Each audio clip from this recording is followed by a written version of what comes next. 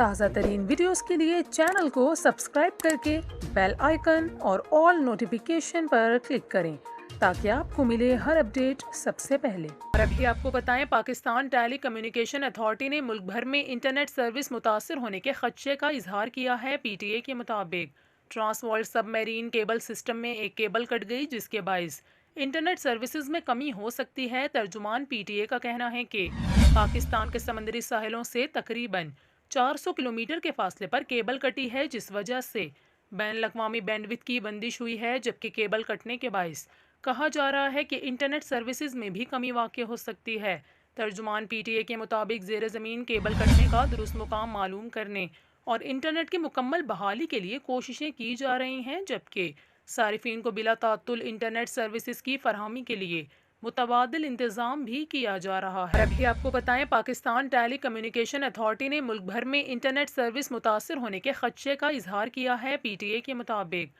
trans world sub marine cable